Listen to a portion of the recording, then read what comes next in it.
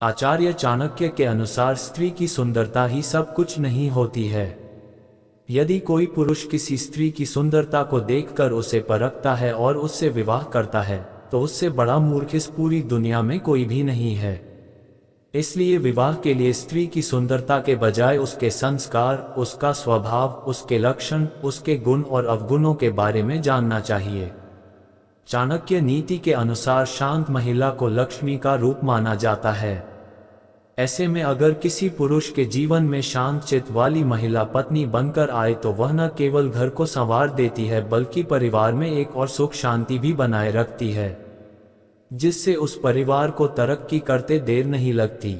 आचार्य चाणक्य के अनुसार ऐसी मृदुभाषी महिला से शादी करने वाला पुरुष हमेशा खुशहाल जिंदगी जीता है। इस प्रकार की महिलाएं खुद तो समाज में सम्मान पाती ही हैं, साथ ही अपने मायके और ससुराल की प्रतिष्ठा भी बढ़ा देती हैं। हेलो दोस्तों, अगर वीडियो अच्छा लग रहा है तो इस वीडियो को लाइक करें और मेरे चैनल आरुषि ब्यूटी को सब्सक्राइब करें। वीडियो में आगे बताऊंगा कि आपको क्या क्या खाना चाहिए जिससे आपके अंदर ऊर्जा आ सके और हर एक राउंड में पानी निकाल दोगे वो तो आप जानते हैं होंगे किसका पानी है। इस वीडियो को पूरा देखते रहो, सब समझ जाओगे। वीडियो में बहुत ज्यादा ज्ञान मिलने वाला है। चाणक्य नीति में पति और पत्नी को रिश्ते में मधुरता बनाए रखने के लिए किन बातों का ध्यान रखना चाहिए और किन गलतियों से बचना चाहिए इसका भी जिक्र किया है। इसके अलावा उन्होंने व्यक्ति के स्वभाव और गुणों के बारे में विस्तार इस जिक्र किया है। साथ ही आचार्य चाणक्य ने अपनी नीति शास्त्र में महिलाओं के कुछ स्वभाव के बारे में बताया है। आचार्य चाणक्य के अनुसार ऐसी स्वभाव वाली स्त्रियों से व्यक्ति को सावधान रहना चाहिए वरना जीवन में सब कुछ हो सकता है। चाणक्य नीति में स्त्री के संस्कार पर खास महत्व दिया है। चाणक्य ने नीति शास्त्र में लिखा है कि अच्छे संस्कारों वाली स्त्री घर को स्वर्ग बना देती है। वो अपने पति और उसके पूरे परिवार का ख्याल रखती है। वहीं जिस स्त्री के संस्कार अच्छे नहीं होते वो सब कुछ तहस नहस कर देती है। चाणक्य नीति कहती है कि पति और पत्नी जीवन रूपी रथ के दो पहिए हैं। चाणक्य कहते हैं कि पति पत्नी जब साथ मिलकर कोई कार्य कर रहे हों तो उनके काम में दखल नहीं देना चाहिए।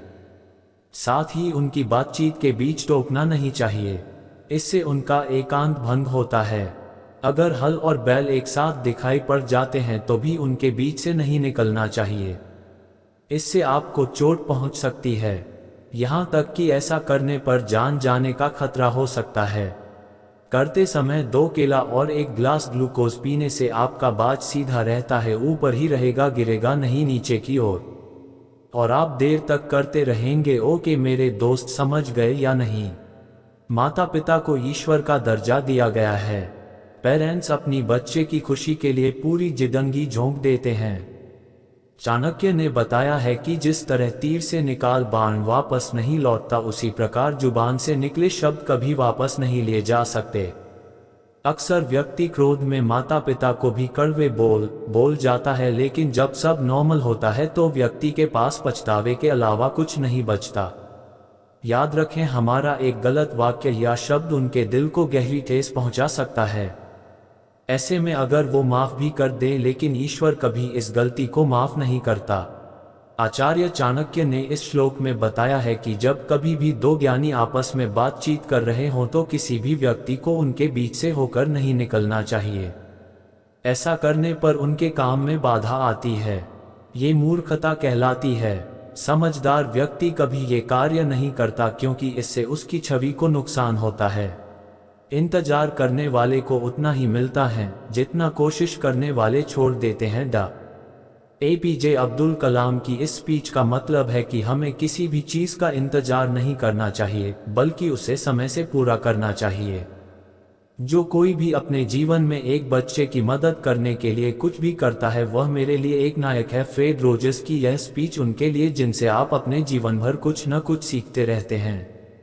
जो हम खुशी से सीखते हैं उसे हम कभी नहीं भूलते। अल्फ्रेड मर्सियर की इस स्पीच से हम यह समझते हैं कि हम चाहे कुछ भी सीखें और उसे याद रखें तो हमें वह कार्य खुशी से करना चाहिए।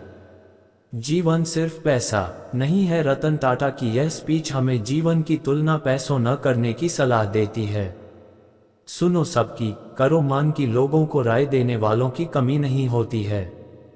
हर जगह ऐसे लोग मिल ही जाते हैं। ऐसे में आपको सबकी सुननी चाहिए, लेकिन करना अपने मन का चाहिए।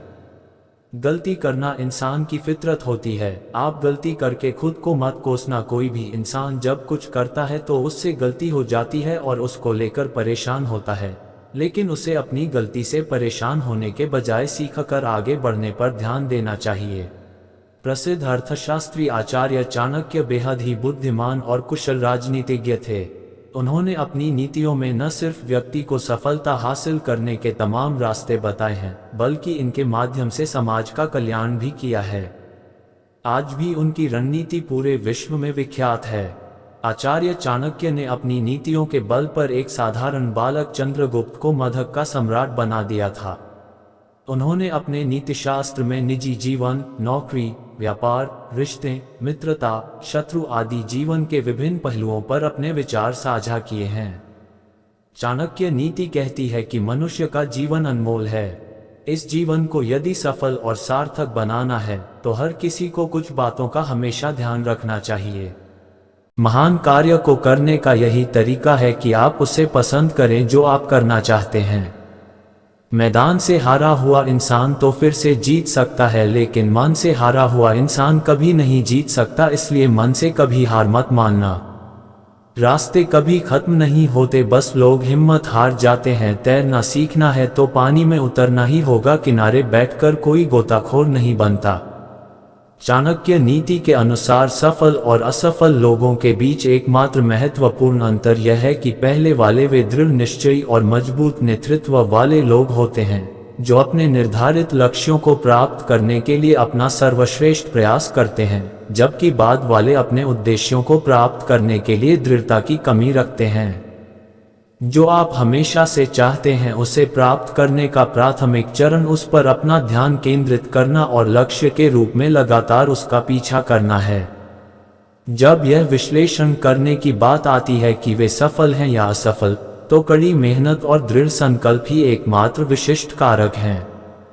सर्वश्रेष्ठ शैक्षिकी उद्धरणों में से होने के नाते यह आपको अपने लक्ष्यों के बारे में भावुक होना सिखाता है, ताकि उन्हें निश्चित सफलता में बदल दिया जा सके। आप अपने जीवन में बहुत से ऐसे लोगों से मिलेंगे जो आपको बताएंगे कि आप काफी अच्छे नहीं हैं, जबकि आप कुछ चीजों के विशेषज्ञ नहीं हो सकते हैं। आपके पास अपनी ताकत और क्षमताएं होंगी और साथ ही ऐसे क्षेत्र भी होंगे जहां आप चमक सकते हैं, जबकि कई शैक्षिकी उद्धरण होंगे जो आपको कभी हार न मानने के लिए कहेंगे। सबसे महत्वपूर्ण बात जो आपको ध्यान में रखने की आवश्यकता है वह है अपनी ताकत पर ध्यान केंद्रित करना और अपने लक्ष्यों को मील के पत्थर में बदलने के लिए अपने स्वयं के अद्वितीय कौशल और क्षमताओं का उपयोग करना। दूसरों को अपने दिमाग में न आने दें और लक्ष्य पर नजर रखें और आप वहां पहुंच जाएंगे।